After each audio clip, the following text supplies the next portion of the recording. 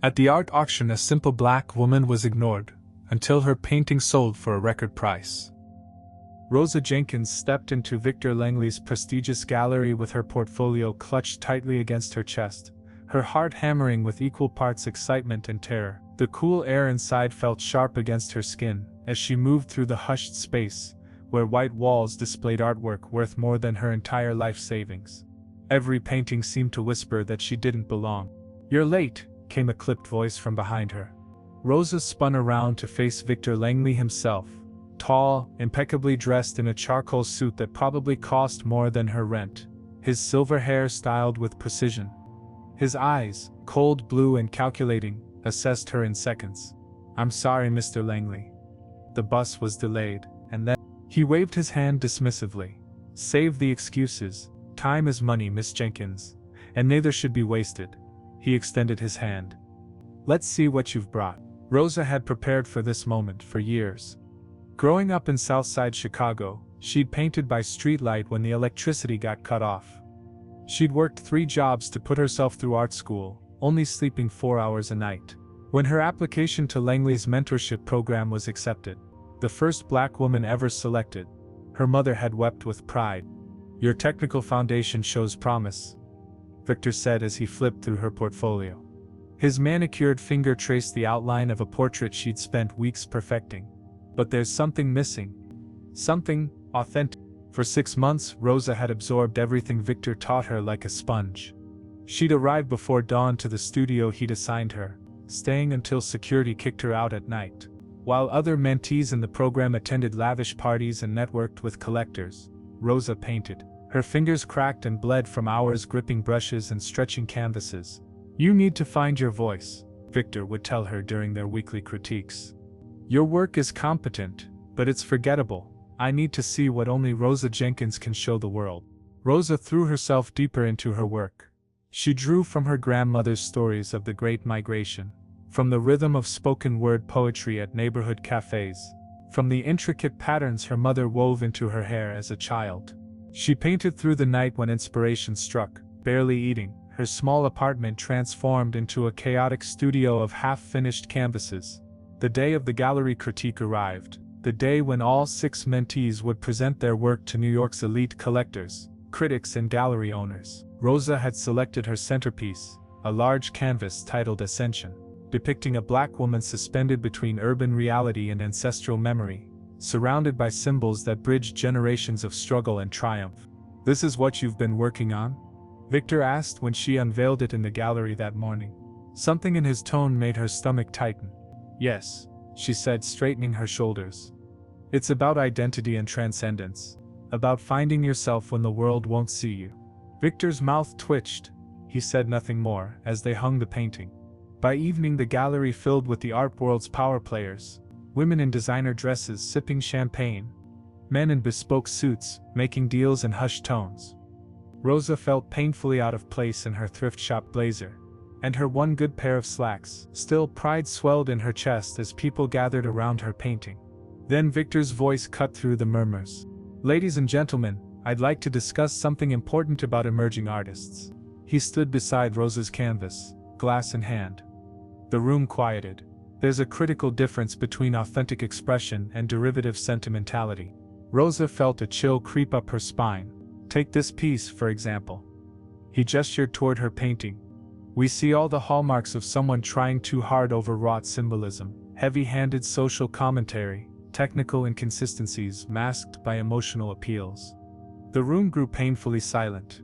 Rosa couldn't breathe. "This is what happens when we rush talent that isn't ready," Victor continued, his voice carrying to every corner. "Miss Jenkins has potential, certainly, but this," he waved dismissively at her canvas. "This is amateurish work dressed up as profundity." Whispers rippled through the crowd. Several people stepped back from her painting, as if it had suddenly become contaminated. Others avoided her gaze entirely. "The color composition is juvenile," Victor said, warming to his critique. "The perspective is inconsistent. And the symbolism? Painfully obvious. This isn't gallery-worthy work. It's student work, and mediocre at that." Rosa stood frozen, her cheeks burning as the room spinned around her. Her throat closed so tightly she thought she might suffocate. Someone in the back snickered. "I had high hopes," Victor said, finally meeting her eyes with something like disappointment. Or was it satisfaction? Perhaps in a few years with much more development. Rosa didn't hear the rest. Her ears filled with a rushing sound as she fought back tears. She'd poured everything into that painting, her heritage, her dreams, her sleepless nights. And in 3 minutes, Victor Langley had destroyed it all. The other mentees' work received glowing introductions. Collectors clustered around their pieces, checkbooks emerging. No one approached Rosa's canvas again. She stood alone by the wall, invisible, as her dreams collapsed around her. "Don't take it personally," one of the other mentees whispered as he passed by, champagne in hand. "Victor does this every year, picks someone to demolish, builds characters supposedly."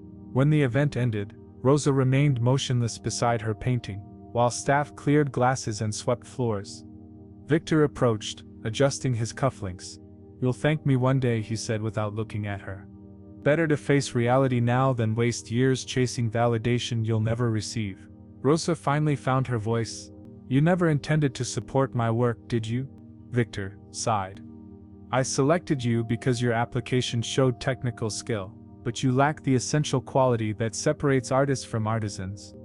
He gestured vaguely. "The je ne sais quoi. The spark. I can't teach that." "You never tried," Rosa whispered. "You never really looked." "I looked enough. This isn't for you, Miss Jenkins. Find another path, one better suited to your limitations." Rosa unhooked her painting from the wall, the canvas suddenly heavy in her hands. 6 months of hope, demolished in a single evening. "The program materials are gallery property," Victor called after her. "This isn't program work," Rosa replied without turning around. "This is mine." She walked out into the night, past the valet's parking luxury cars, past the glittering skyline that had once represented all her ambitions. The painting awkwardly balanced against her side. She waited for the downtown bus in silence. That night, Rosa shoved her painting into the back of her closet. She canceled her studio lease the next morning. Within a week, she'd taken a job at a downtown coffee shop, serving lattes to the same type of people who had stood in that gallery snickering at her humiliation. "You're just taking a break," her mother insisted during their weekly calls. Every great artist faces rejection. But Rosa couldn't pick up a brush without hearing Victor's voice. Couldn't look at a canvas without feeling the weight of those stares. For the first time since she could remember, Rosa stopped painting altogether. The art world continued without her. Victor Langley launched the careers of 2 other mentees from her cohort. Their faces appeared in art magazines. Their shows sold out opening night. Rosa served coffee, paid rent, and tried to forget she had ever called herself an artist. The brush-shaped calluses on her fingers slowly faded away. 5 years passed like a slow-moving fog. Rosa's days blurred together. Morning shifts at the coffee shop, evening shifts at a local bar, Sundays helping her mother with grocery shopping. Her art supplies gathered dust in the corner of her tiny apartment, a silent accusation she couldn't face. But dreams don't die easily. They just go underground. It started with doodles on napkins during breaks. Then quick sketches of customers in a small notebook she began carrying. One rainy Tuesday, Rosa found herself in an art supply store, breathing in the familiar scent of canvas and paint that made her heart ache with longing. "Just browsing," she told the clerk. An hour later she walked out with a small canvas and a set of acrylics. That night, for the first time in 5 years, Rosa painted. Her hand trembled as she made the first stroke, Victor's voice echoing in her head. By dawn, she had created something small but undeniably powerful. A woman emerging from shadows, face tilted toward light. Rosa hid it under her bed, afraid to look at it too closely. But the dam had broken. Soon she was painting every night, developing techniques no instructor had taught her. She mixed traditional methods with experimental approaches, incorporating textures from her daily life, coffee grounds, fabric scraps from her mother's sewing basket, fragments of letters sent by her grandmother. "You're coming back to yourself," said Darius, her neighbor and one of the few people who knew of her past life as an artist. A photographer who understood the art world's cruelties. He recognized what was happening before Rosa would admit it. "I'm just keeping busy," she insisted, though her apartment now housed dozens of canvases stacked against walls. One evening, Darius sat at her kitchen table, scrolling through his phone while Rosa cleaned brushes. "Langley's hosting a major international auction next month," he said casually. "Anonymous submissions accepted. Juried selection, blind pricing estimates." Rosa froze, water running over her hands. "I don't care what Victor Langley is doing. It's not about him," Darius countered. "It's about you. Your work deserves to be seen." "My work was seen. Remember how that ended?" Darius set down his phone. "That was Victor's game, on his terms. This is different. Anonymous submissions mean the work stands alone. No names, no backgrounds, no politics, just art speaking for itself." Rosa shook her head. "I'm not interested," but that night, she couldn't sleep. She kept thinking about one painting in particular, her largest, most ambitious piece. Titled Restoration, it showed a black woman shedding layers of imposed identities, her true self emerging through fragmented reflections. Rosa had poured everything into it, her pain, her recovery, her ancestors' resilience, her own quiet rebirth. 3 nights later, she called Darius. If I submitted something, how would it work? The paperwork was surprisingly simple. No name on the front, just a tracking number. Rosa's hands shook as she carefully packaged Restoration, feeling as though she were sending part of her soul out into the world. "What if they reject it?" she whispered, as Darius helped her deliver it to the submission center. "Then nothing changes," he said. "But what if they don't?" 2 weeks passed before she received notification. Her piece had been selected for the auction. The estimated price range made her laugh out loud. More money than she made in 6 months at the coffee shop. But more importantly, her work would hang in Langley's gallery again. This time evaluated on its merits alone. The night of the auction arrived crisp and clear. Rosa dressed simply in black slacks and a white blouse, practical clothes that wouldn't draw attention. Her hands trembled as she pinned up her locks. "You're really not going to tell anyone it's yours?" her mother asked, helping her with a simple silver necklace, her grandmother's, worn for luck. "Not until after," Rosa said. "I need to know it can stand on its own." Darius met her outside the gallery. "Ready for this?" Rosa looked up at the gleaming facade of the Langley Gallery, where she had once walked out in humiliation. "No, but I'm doing it anyway." They entered unobtrusively, 2 more faces in the crowd of New York's art elite. Rosa accepted a glass of champagne she didn't drink, her eyes scanning the room until she found it. Her painting displayed prominently on the far wall, her breath caught, under the professional lighting. Restoration seemed alive, vibrating with color and meaning. Several people stood before it, heads tilted in conversation. Then she saw him. Victor Langley, still elegant, still commanding, working the room with practiced charm. He hadn't changed at all. He moved through the crowd like royalty, collectors and critics parting before him. "You okay?" Darius whispered. Rosa nodded, though her heart pounded so hard she wondered if others could hear it. She moved closer to her painting, anonymous in the crowd, just another observer of her own creation. For the first time she could see her work through others' eyes, without her name, her background, her history attached to it. Just the raw power of what she had created. A woman in an expensive suit stepped beside her. "Extraordinary texture work," she murmured, not to Rosa but to her companion. "There's something so honest about it." Rosa bit her lip to keep from smiling. Honest? Yes. That's what she had tried to be. As the auction start time approached, her nervousness transformed into a strange calm. Whatever happened next, she had returned to the arena on her own terms. She was ready. The auction hall buzzed with anticipation, as collectors, critics, and socialites mingled among the evening's offerings. Champagne flowed freely, diamonds glittered under recessed lighting, and the subtle competition of wealth played out in designer labels and air kisses. Rosa stood near the back wall, a forgettable figure in simple clothes, watching her painting from a safe distance. Restoration hung in a prime spot, impossible to miss, illuminated perfectly against the stark white wall.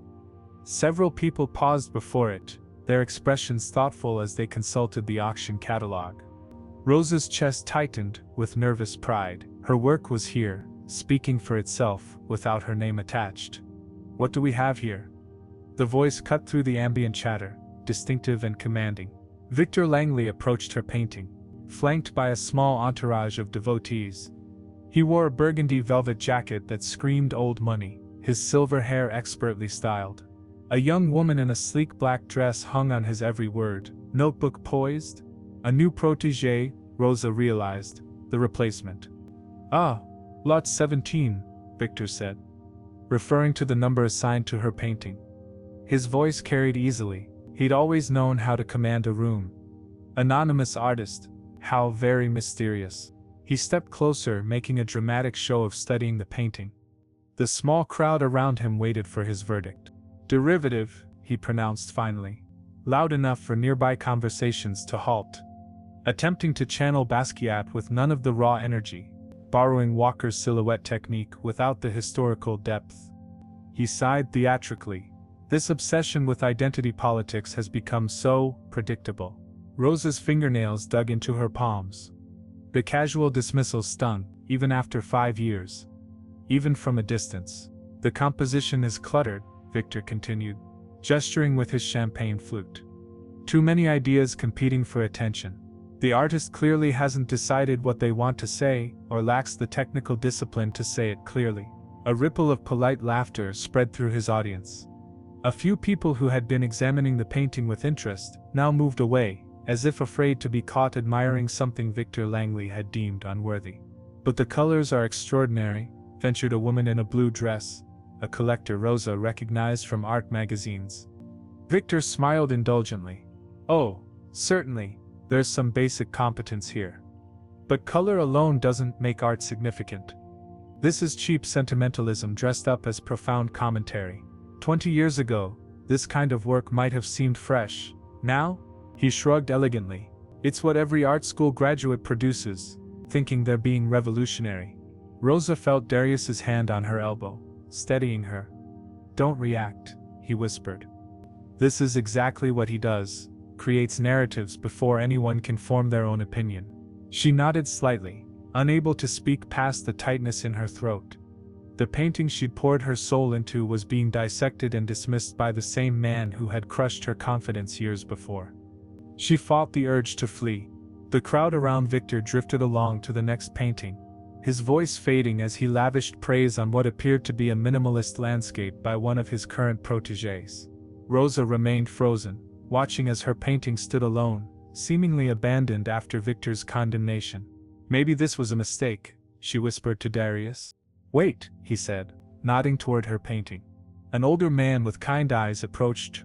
Restoration, studying it carefully, undisturbed by Victor's critique. He leaned in closer, examining the textured surface, the layers of meaning Rosa had embedded within. He made a note in his catalog. Moments later, a young couple joined him. The three began a quiet conversation, pointing to specific elements that clearly intrigued them. They didn't look toward Victor for approval or validation. See? Darius said quietly. Not everyone follows his lead. Across the room, Victor had noticed the small group forming around lot 17. His expression flickered briefly, a tightening around the eyes, a subtle hardening of his smile. He guided his entourage back toward Rosa's painting. Interesting to see some attention on this piece, he said smoothly. Though I'm surprised by the auction house's decision to include it. The starting price is quite ambitious for an unknown artist. There's something compelling about it, said the older man, unintimidated. The technique is unconventional, but that's precisely what makes it powerful. It's not following rules, it's creating new ones. Victor's smile didn't reach his eyes. Herbert, my old friend, always the contrarian. I suppose someone needs to champion the outsiders. You used to be that someone, Victor, Herbert replied mildly. Before you became the establishment. A few people nearby exchanged glances, amused by the gentle barb. Victor's jaw tightened momentarily before he recovered his composure. Well, we'll see what the market thinks, he said dismissively. Though I wouldn't advise any serious collectors to invest in this particular piece. Anonymous artists are anonymous for a reason, usually because they can't stand behind their work. As Victor moved away, Rosa exhaled slowly. She'd been holding her breath without realizing it. Herbert Lincoln, Darius whispered. Major collector. Founded the New Perspectives Gallery in Chicago. He's got an eye for discovering important new voices. Rosa watched as more people drifted toward her painting. Some clearly drawn by the small controversy brewing. A woman in a crimson dress studied it intently, then raised her phone to capture a detail. Two men in expensive suits consulted the catalog, then each other, with nods of approval. "Ladies and gentlemen," announced the auctioneer from the podium, "please take your seats. We'll begin the bidding in 5 minutes." As the crowd began settling into the arranged seating, Rosa noticed something surprising.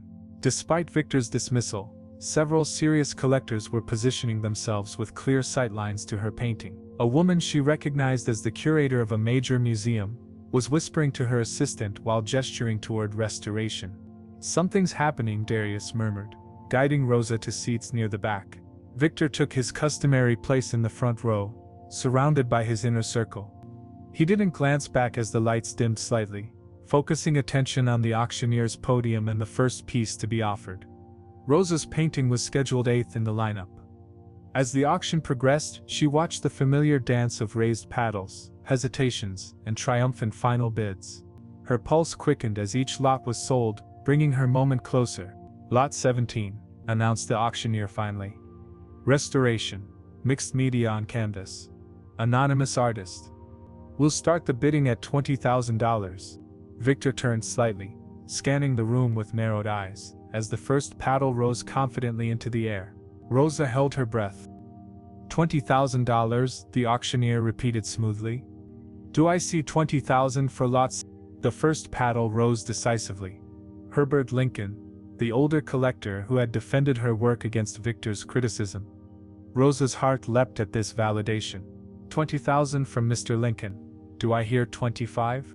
Another paddle shot up from the middle section, the museum curator Rosa had noticed earlier. 25,000. "Thank you, Miss Nguyen." Victor shifted in his seat, turning to survey the room with a slight frown. This wasn't part of his narrative. 30,000, the auctioneer inquired, his practiced gaze sweeping the audience. A third paddle lifted, a young tech entrepreneur known for his bold collection choices. 30,000. "Thank you, Mr. Reynolds." The pace quickened unexpectedly. 40,000. Called Miss Nguyen without waiting for the auctioneer's prompt. 40,000 from Ms. Nguyen. "Do I hear 50? Herbert Lincoln raised his paddle again, his expression serene but determined. Victor's entourage began whispering among themselves, casting uncertain glances toward their mentor. The atmosphere in the room shifted perceptibly as people realized something unexpected was happening. 60,000, came a new voice, a woman near the back whom Rosa didn't recognize. The auctioneer's eyebrows rose slightly, the only break in his professional demeanor. $60,000 from Miss Takahashi. "Do I hear 75, called Mr. Reynolds, his paddle shooting up with enthusiasm. A low murmur spread through the audience. Most pieces from unknown artists typically sold in the 20 to 40,000 range, if they sold at all. Rosa's painting had broken that ceiling in less than a minute of bidding. "Then bid," announced an auction house assistant stationed near the wall. $85,000. Darius squeezed Rosa's arm. "International interest," he whispered. "Someone's watching the live stream." Rosa couldn't speak. The number seemed impossible. More money than she'd ever imagined her work commanding. She watched, transfixed, as Victor's back stiffened. He turned to whisper something to his assistant, who hurriedly tapped at her tablet. 100,000, stated Herbert Lincoln calmly. The room erupted in surprised chatter. Victor swiveled in his seat, scanning faces, trying to understand what was happening. His gaze passed over Rosa without recognition. She was just another anonymous spectator to him. $100,000. The auctioneer repeated, clearly enjoying the unexpected drama. "This is quite an exciting development for an anonymous debut." "Do I hear 110? 120, called Miss Nguyen, her voice firm. 150,000, countered the phone bidder through the assistant. Rosa pressed a hand to her mouth, overwhelmed. The painting that hung before them all contained her most private emotions, her struggle, her resilience, and these strangers were fighting over it, recognizing its value without knowing its creator.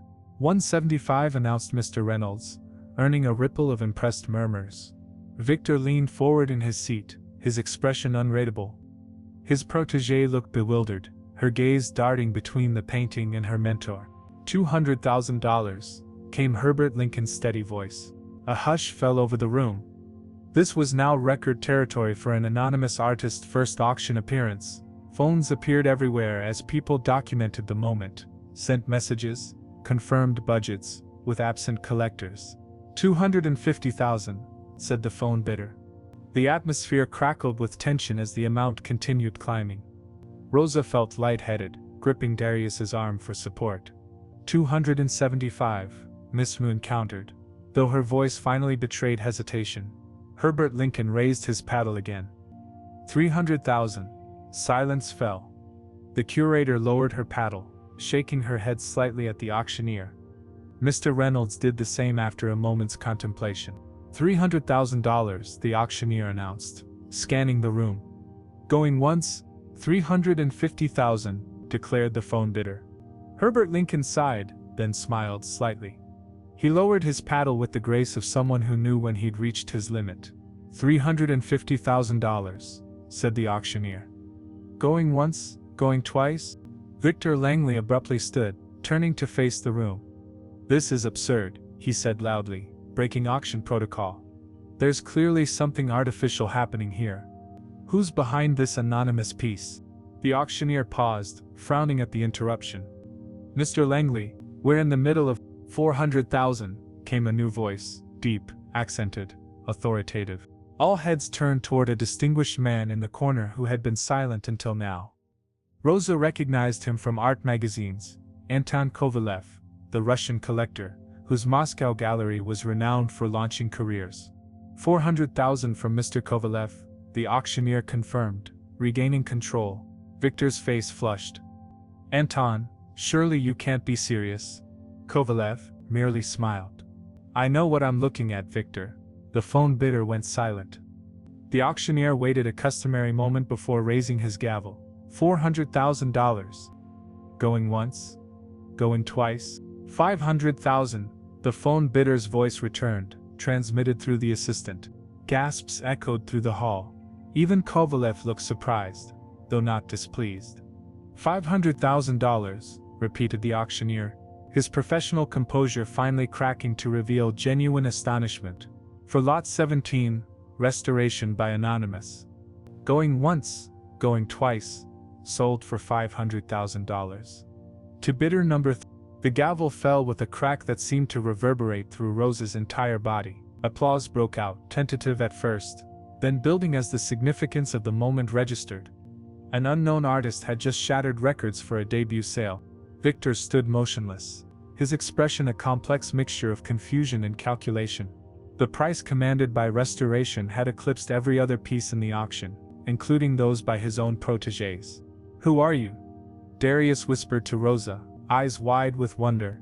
I don't know anymore, she whispered back, tears threatening. But I think I'm about to find out. As the auction moved on to the next lot, attention remained focused on her painting. Phones buzzed with notifications as news of the record sale spread through art world channels. Critics and journalists in attendance hurriedly made notes, already crafting the story of the night's unexpected star. Rosa sat perfectly still, invisible yet at the center of everything. In just 15 minutes, her life had irrevocably changed. The industry that had once rejected her was now scrambling to discover her identity. And Victor Langley, the man who had deemed her talent insufficient, had just witnessed her triumph from the front row. The auction continued, but Rosa barely registered the subsequent lots. Her mind raced as reality set in. Her painting had sold for $500,000 to an anonymous phone bidder. Beside her, Darius tried to maintain his composure, though his eyes betrayed his excitement. What now? He whispered. Rosa shook her head slightly. I don't know. As the final gavel fell on the evening's last lot, the auction room transformed. Staff removed the paddles while attendees rose, gravitating toward paintings that had caught their interest. A small crowd gathered around restoration, their animated discussions punctuated by frequent glances at the auction catalog, searching for non-existent clues about its creator. The mystery artist is brilliant marketing, Rosa overheard someone say. Generates buzz, drives up the price. No, I think it's genuine anonymity, argued another. You can feel it in the work. There's something raw there, something true. A slender woman with sharp features approached the painting, examining it through narrow glasses.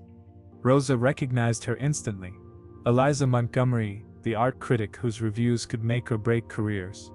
The woman produced a small notebook, jotting observations with quick, decisive strokes.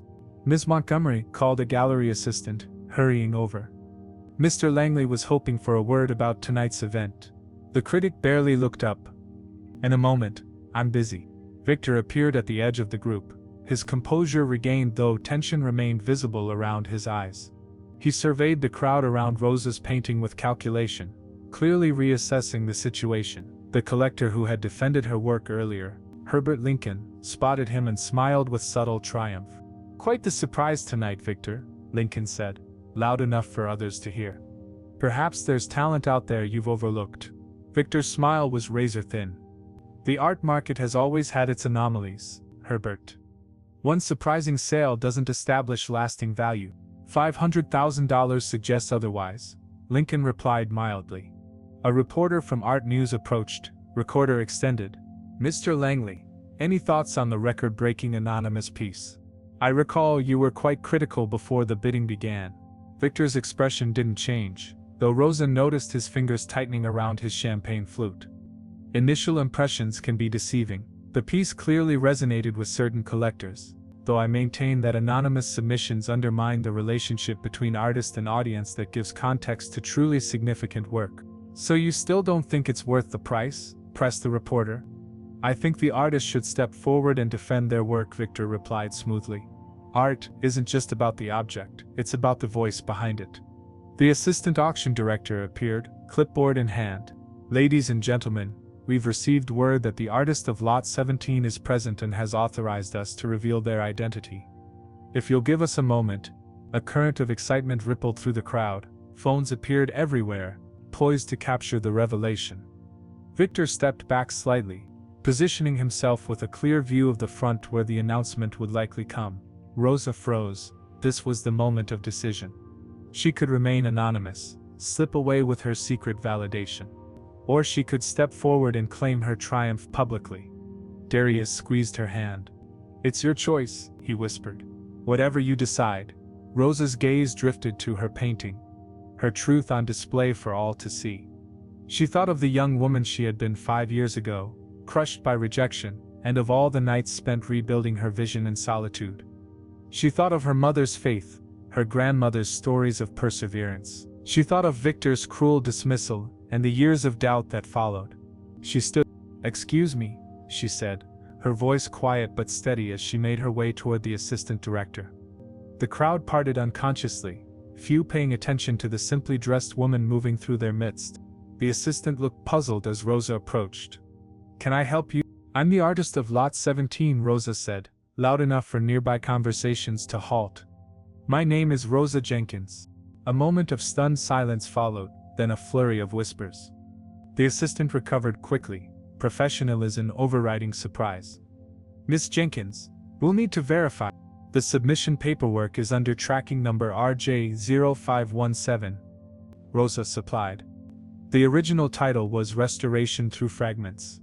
"I can describe the back of the canvas, which has a small blue handprint in the lower right corner, my signature." The assistant consulted her clipboard, eyes widening. "Yes, that's correct." The reporters converged first, questions overlapping. "Miss Jenkins, were you unknown until tonight? Was anonymity a strategic choice? What's your background? How does it feel to break the record for a debut artist?" Rosa stood straight, answering with quiet dignity. As she spoke, the crowd grew, collectors and critics pressing closer to hear her soft voice. And then the crowd parted again. Victor Langley stood before her, his expression unreadable. Recognition dawned slowly in his eyes as he studied her face. "Ms. Jenkins," he said finally. "What an unexpected surprise." "Mr. Langley," Rosa acknowledged with a slight nod. Her heart pounded, but her voice remained steady. "You were in my mentorship program," Victor said, his tone carefully neutral. "Several years ago, wasn't it?" 5 years, Rosa confirmed. "You suggested I find another path." The room was utterly silent now, witnessing a drama more compelling than any auction. "Clearly, you found your own way instead," Victor observed, attempting a gracious pivot. "Quite successfully, it seems." I had to unlearn some things first, Rosa replied evenly. Like caring about your opinion. Someone in the back gasped. Herbert Lincoln chuckled approvingly. Before Victor could respond, the reporters surged forward again, sensing the story behind the story. Mr. Langley rejected your work previously. Was this a deliberate comeback? Did you submit anonymously to avoid bias? Rosa faced the questions directly. I needed to know if my work could stand on its own merit, without my name or background influencing its reception. Tonight answered that question. Eliza Montgomery pushed through the crowd, notebook in hand. Ms. Jenkins, Eliza Montgomery from Art Current, the rejected protege returns triumphantly. It's the perfect narrative. How long have you been planning this revenge? Rosa shook her head. This wasn't about revenge. It was about reclaiming my voice after being told it didn't matter. But surely tonight's validation must feel particularly sweet, given Mr. Langley's earlier criticism. Montgomery pressed. Rosa looked directly at Victor. What matters isn't what others say about your art. What matters is what your art says to others. Victor maintained his composure, though a muscle twitched in his jaw. Before he could speak, his phone buzzed. He glanced at it, then looked up at Rosa with new calculation in his eyes. Ms. Jenkins, he said, his tone transforming to warm appreciation. I always knew you had potential. Your growth as an artist is remarkable, exactly what I'd hoped to inspire in all my mentees. The shameless pivot was so transparent that several onlookers exchanged knowing glances. Victor Langley, ever the opportunist, was already repositioning himself as the wise mentor who had pushed Rosa to greatness. Rosa simply smiled. Thank you for the lessons, Mr. Langley. All of them. The gallery assistant approached with urgency. Ms. Jenkins, the buyer is on the line. They'd like to speak with you. As Rosa moved away to take the call, the crowd's attention remained fixed on her. Victor Langley temporarily forgotten. A reversal of fortune he clearly felt keenly. The narrative had shifted irrevocably. By morning, art publications would feature Rosa's story prominently. The talented artist rejected by the establishment, who returned on her own terms to unprecedented triumph. Victor's reputation wouldn't collapse. He was too entrenched for that, but it would be tarnished.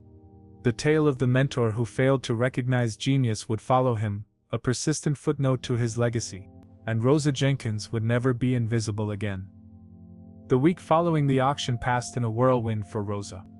Her phone rang constantly, gallerists, collectors, museum curators, journalists, all eager to discover who this overnight sensation really was. Her story spread through the art world like wildfire. The rejected protege who returned triumphantly, the black woman who had challenged the establishment on her own terms and won. The mysterious phone bidder was revealed to be Amara Okafor, a billionaire tech entrepreneur and art collector from Lagos, who had been quietly assembling one of the world's most significant collections of works by black artists. Her acquisition of Restoration was deliberate and strategic, a statement about whose voices deserved recognition in the global art conversation. I recognized truth when I saw it, Amara told Rosa during their first video call. Your work speaks to universal experiences, through a very specific lens. That's rare. Rosa's tiny apartment became command central for her unexpected career. Resurrection. Darius helped screen calls while her mother fielded interview requests. Every major gallery in New York suddenly had an opening in their roster specifically for her. Collectors who had ignored her at Victor's critique 5 years earlier now claimed they had always seen her potential. Victor Langley's office called again, Darius said, handing Rosa a cup of coffee as she reviewed yet another contract offer. Third time this week. Rosa shook her head. I'm not interested. He's offering a solo show. Prime slot during Freeze Week. Says he wants to make things right. I bet he does, Rosa murmured, setting the contract aside. That evening, Rosa sat alone in her apartment, surrounded by the paintings she'd created during her 5 years of exile from the art world. Each canvas represented a step in her journey back to herself, some angry, some healing, all honest. The dealers and galleries were clamoring for them now, offering astronomical sums for work they wouldn't have glanced at months earlier. Her mother called, voice bright with excitement. The Times wants to do a feature. Front page of the art section. Tell them I'll think about it, Rosa said. Think about it. Rosa, do you understand what's happening? This is everything you worked for. Was it though? Rosa wandered to her window, looking out at the city lights. The validation felt surreal, but something about the frenzy left her uneasy. She hadn't created her art for this, for bidding wars and strategic career moves in the politics of galleries. The next morning, she made a decision. She called the 5 most influential people who had reached out to her and arranged meetings, not at fancy restaurants or gallery offices, but at a small cafe near her apartment. First was Herbert Lincoln, the collector who had defended her work against Victor's criticism. "You could name your price with any gallery in the city," he said over coffee. "What are you thinking?" "I'm thinking I don't want to rush," Rosa replied. "This moment isn't just about me. It's about artists like me who never get the chance to be seen on their own terms." Lincoln nodded slowly. "You're considering your platform. I want to build something sustainable," Rosa explained, "not just a flash of success that burns out when the novelty fades." Throughout the day she met with others, a museum director, a prominent critic, the owner of a respected gallery, and finally, Amara Okafor herself, who had flown in specifically to meet the artist whose work had captivated her. "Everyone wants a piece of you now," Amara observed, studying Rosa with keen intelligence. "What do you want?" Rosa took a deep breath. "I want to do this right. I want to create a foundation that supports young artists from underrepresented backgrounds. I want to teach.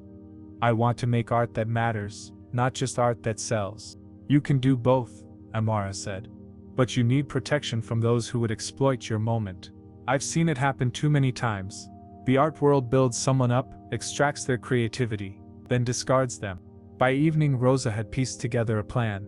She would do a limited series of shows with 3 carefully chosen galleries over the next 2 years. She would establish a small foundation funded by a percentage of her sales. She would teach workshops in community centers, and she would continue creating art on her own terms, never again allowing external validation to define her worth. "Are you sure about this?" Darius asked when she shared her decisions.